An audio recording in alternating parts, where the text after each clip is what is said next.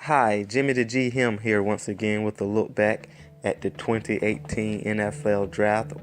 This time we will look at undrafted free agents, and I will give you part one of my top undrafted free agents of this past NFL Draft 2018. We'll start here with 9 guys today that I think could have gone anywhere in the draft, particularly when you look at some of the later rounds. But some of these guys I think could have even gone in the second round and it wouldn't have raised an eyebrow. And that brings us to number 1 on the list, cornerback Quenton Meeks out of Stanford. He's one guy I think if he was drafted in the second round, not many people would have raised an eyebrow at that. You look at Meeks, he has an athletic profile that's very similar to Richard Sherman, another former Stanford cornerback. In addition, Meeks grew up around the game. His father is former Indianapolis coach, defensive coordinator, a longtime NFL assistant coach, Ron Meeks. So you know he has a head for the game, and combined with his physical traits and 6'1" size, and just his game film at Stanford, it's hard to see why he not only didn't go in the second day of the draft, but why he didn't get picked at all. That's amazing to me. He can fit into any defensive scheme, I think, but particularly a cover 3 or cover 1 type scheme. I think he'll fit in. I think he's smart enough to just make the plays and translate his skills to what the defensive coaches ask him. So I think he's a guy that definitely should have been drafted, and I look for him to have a pretty good career in the NFL. Moving along, we look at Darious Williams. He's number 2 on the list, another cornerback out of UAB. Played only a couple of seasons of college football because UAB disbanded the program while he was there before getting the team back this season. He put up 5 interceptions, ran a fast pro day 44.44, so maybe had he run at the combine, maybe that would have been 4.5 or right in that range. But he does have a 39-inch vertical jump, and you can really see that on film that he is a short but athletic guy. 5'9", 184. Automatically you think maybe a slot, but I think he can play some outside. Maybe he's the third cornerback and you move one of your top 2 cornerbacks into the slot and have him on outside on third down. I think he can fit that role, make plays on the ball. 15 passes defense this past year.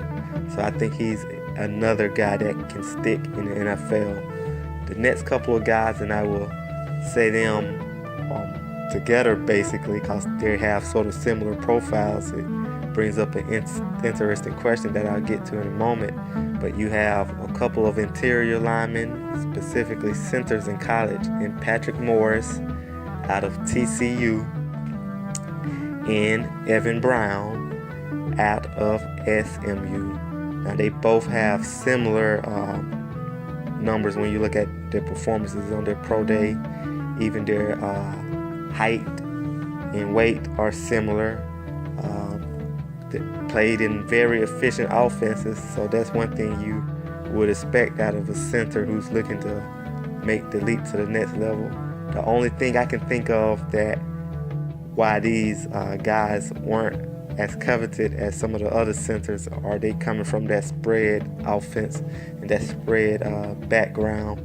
You look at the top centers that were drafted, and I think with the exception of one, the center out of Mississippi State, but you look at James Daniels and Frank Ragnow out of Arkansas, even though Ohio State center Price, all those guys, well, maybe not the Ohio State center Price, they are a spread team, but most of those guys came from traditional offense. So I don't know if that is something into that I can investigate more, but I just know physically the profile that Patrick Morris and Evan Brown bring and the success they had in college, it screams that they deserve a shot at the NFL. I know if you penciled in at center,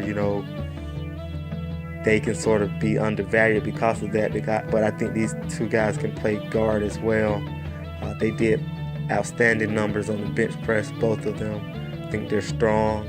I think their play indicates they're talented. The success of the offense indicates that as well. And I think they can definitely make a roster in the NFL and one day start. Moving along to the fifth best undrafted free agent in my rankings, Jimmie The G-Him of the 2018 NFL Draft.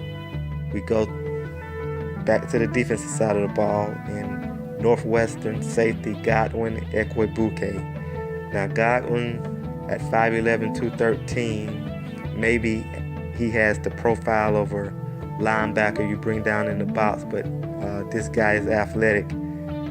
4'4", 40 at the combine, 4'1", 2 shuttle. That's what you like to see out of a free safety. Vertical jump 35.5 inches. Just explosiveness. That's what you like to see out of the strong safety.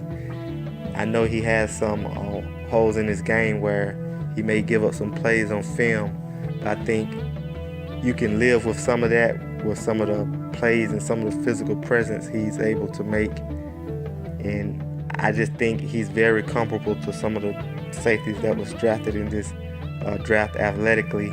He's a smart guy coming out of Northwestern. I think there's a lot of positives to his game, and I was really shocked when he wasn't drafted. He's a guy that, given the right situation and the right investment, that's one thing about undrafted free agents. A lot of times the teams don't invest in too many of them. Maybe they have their eye on a couple of them that can win roster spots, but sometimes your depth chart is as such as these guys are basically auditioning for other teams. But given the right situation, I think Igwebuike can win a roster spot in the NFL, and I see him having starter potential one day.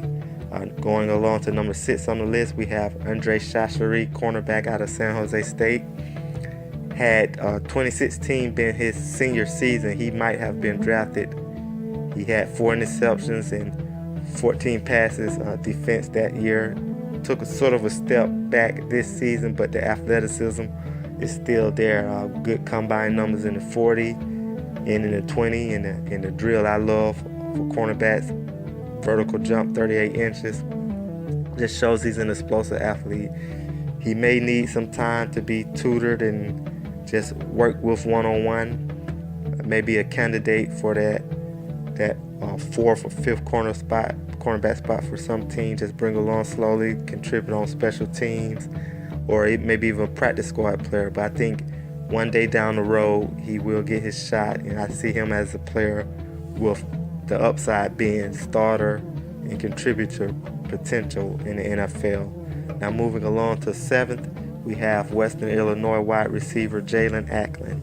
Now Acklin is an interesting prospect, quick.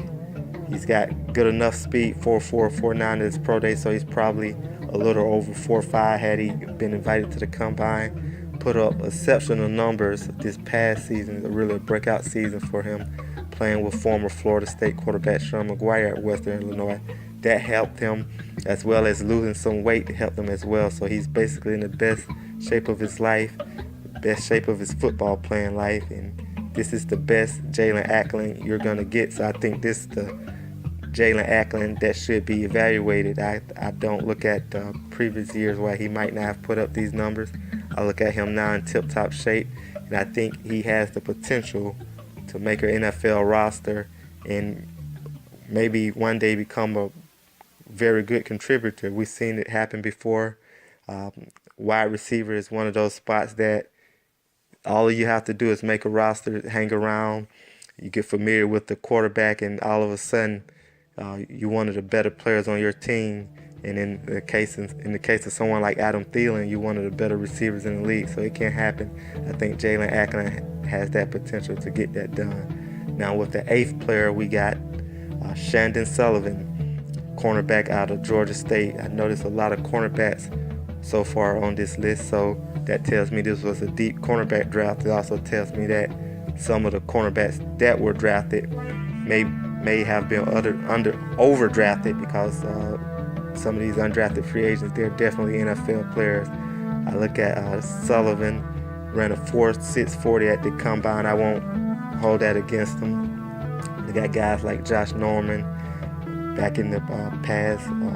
Really didn't test well in the 40 on what you would think, but if you got other athleticism, and athleticism is more than being able to run fast or 4.4 in the 40. If you have other athletic traits, I think you'll do fine as long as you have a head for the game. Now Sullivan, 40.5-inch vertical jump, that's athletic right there. You look at his career, 7 interceptions, 18 passes, defense. Georgia State, they were a team that defensively have improved over the last couple of years, had a new coaching staff last season. I think he still has potential to improve, but even where he is right now, I think he's definitely capable of making a roster and contributing in the NFL. Now we go with the last player we'll look at on this part 1 of Jimmie The G-Him NFL draft, the top undrafted free agents. We go to wide receiver Corey Willis out of Central Michigan. He's 5'10", 182, a guy that I look at can play the slot. Really would be a weapon there. I also think he can play some outside, just basically in 3 and 4 receiver sets.